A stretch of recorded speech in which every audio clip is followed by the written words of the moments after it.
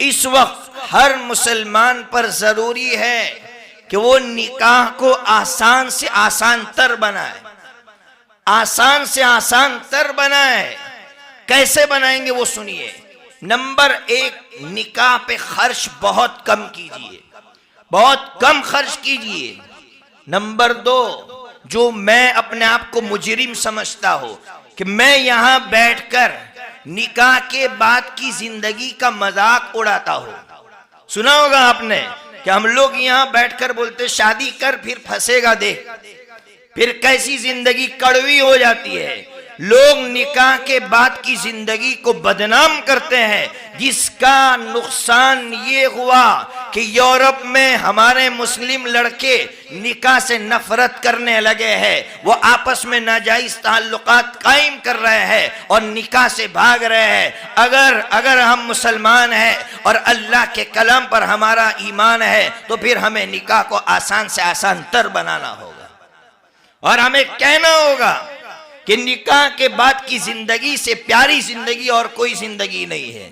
अभी एक ईसाई मुबल्लिग यानी ईसाइयत का प्रचार करने वाला एक बहुत बड़ा मुबल्लिग, वो मुसलमान हो गया। उसका इंटरव्यू लिया गया, अंग्रेजी में उसका इंटरव्यू लिया गया। उससे पूछा गया कि तू इस्लाम में कैसे दाखिल हुआ। उसने जो जुमला कहा वो सुनिए। वो कह रहा है कि मैं पादरी था, यानी ईसाइयों का बहुत बड़ा आलिम था, लेकिन मैंने अपने रिश्ते नाजायज रखे थे। एक बात याद रखना, इनके जितने चर्च हैं उनमें अक्सर चर्च ऐसे मिलेंगे कि जो गंदगियों से मुलव्वस होंगे। आप जाकर पूछ लीजिए, आप तहकीक कर लीजिए। तो वो कह रहा है कि मैं गंदगी में मुलव्वस था लेकिन दिली सुकून नहीं था। हराम रास्ते से अपनी जरूरत पूरी कर रहा था लेकिन दिली सुकून नहीं था। मुझे पता चला, किसी ने हवाला दिया कि कुरान की तिलावत कर। कुरान को पढ़ना शुरू किया।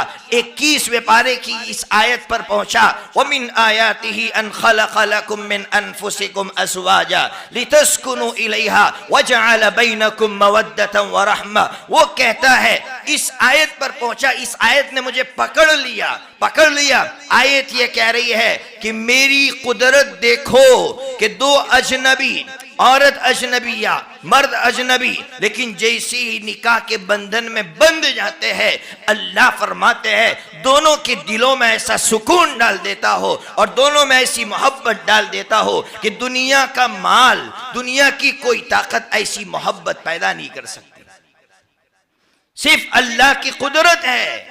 तो उसने जब ये आयत पढ़ी तो उसने सोचा कि सुकून तो निकाह में है, सुकून तो शादी में है, लेकिन शादी के लिए उसके पास कोई आइडियल, कोई नमूना नहीं था।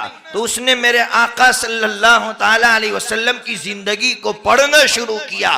वो कह रहा है कि मैं हैरान हूं कि लोग नबी पाक सल्लल्लाहु अलैहि वसल्लम पर एतराज ये करते हैं कि एक वक्त में 9 शादियां की, लेकिन मैं हैरान था कि एक वक्त में 9 शादियां करने के बाद भी इतने खुश और बीवियां भी इतनी खुश। इसने मुझे मजबूर किया इस्लाम लाने पर और मैं इस्लाम में दाखिल हो गया।